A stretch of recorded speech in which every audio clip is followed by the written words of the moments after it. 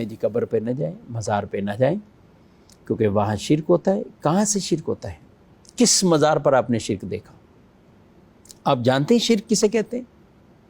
آپ ایک مسلمان کو مشرک قرار دے رہے ہیں۔ رسول اللہ صلی اللہ علیہ وسلم تو یہ فرمائے میری امت سے مجھے شرک کا خوف نہیں، اور آپ لوگوں کو مشرک قرار دے دیں، ان کو شرک قرار دے دیں۔ نہیں جی ہم نے کسی کو دیکھ لیا تھا کہ اس نے سجدہ کیا تھا، ہم نے تو آج تک ایسا بندہ نہیں دیکھا کہ جو مدار پر سجدہ کر رہا ہو، باقی نہیں دیکھا۔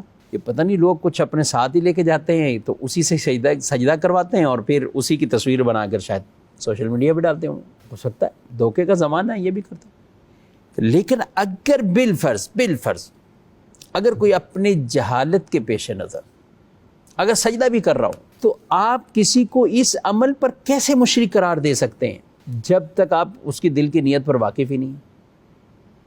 یہ یاد رکھیں، سجدہ اس کی دو قسمیں ہیں، سجدہ عبادت اور ایک ہے سجدہ تحیت یعنی تعظیم سجدہ۔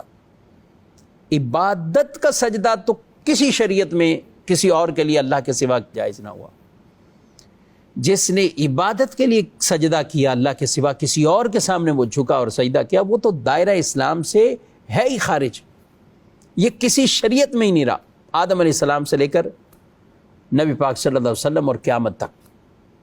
آدم علیہ السلام کو بھی جو سجدہ کیا فرشتوں نے تو وہ سجدہ عبادت نہیں تھا، ان کی تعظیم کے لیے سجدہ کیا گیا تھا۔ عبادت کا سجدہ صرف اللہ وحدہ لا شریک کے لیے، لیکن سجدہ تعظیم اس زمانے میں ہوا۔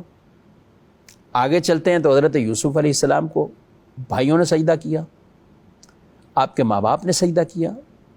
یہ کیا تھا سجدہ؟ سجدہ تعظیم تھا، یہ سجدہ تحیت تھا، تعظیمی سجدہ تھا۔ رسول اللہ صلی اللہ علیہ وآلہ وسلم سے جب صحابہ نے پوچھا یا رسول اللہ صلی اللہ تعالیٰ علیہ وآلہ وسلم کیا ہم آپ کو سجدہ کریں، آپ ہمیں اجازت دیں؟ اونٹ آپ کو سجدہ کر رہے ہیں، شجر و حجر آپ آتے ہیں تو درود پڑھتے ہیں، کچھ درخت جھکتا ہے، تو یہ ہمیں ابھی آپ اجازت دیں؟ تو آپ صلی اللہ علیہ وسلم نے منع فرمایا کہ میں کسی کے لیے یہ روا نہیں رکھتا، یہ اجازت نہیں دیتا۔ اگر میں دیتا تو میں یہ کہتا کہ بیوی شوہر کو سجدہ کرے، یہ بھی اب شوہر کے مقام کو بیان کرنے کے لیے کہا، اگر میں سجدے کی اجازت دیتا تو یہ کہتا، لیکن میں کسی کے لیے یہ روا نہیں رکھتا۔ اور شریعت محمدیہ میں سجدہ تحیت، سجدہ تعظیمی یہ بھی منع کر دیا گیا، حرام قرار دے دیا، لیکن اس کا حکم حرام ہے، یہ کفر نہیں ہے، یہ شرک نہیں ہے، یہ بات سمجھنی چاہیے۔ ہم اس کی کوئی پذیرائی ہی نہیں کرتے کہ ہم کہیں کسی کو بھی سجدہ کرو، کسی پیر کو سجدہ کرو، کسی مزار پہ سجدہ کرو۔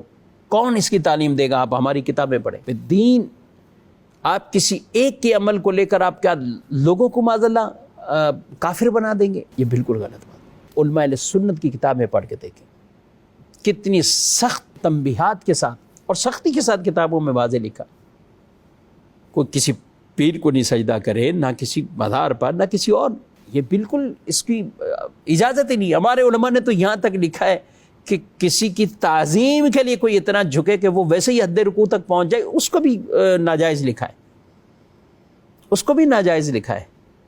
سجدے کی بات تو بہت، تو اس لیے ہم اس کی پذیرائی ہرگز نہیں کریں گے اگر بالفرض کہیں ایسا ہوتا، لیکن اس کو بنیاد بنا کر معاذ اللہ کسی کو مشرک قرار دینا، یہ لمحہ فکریہ ہے۔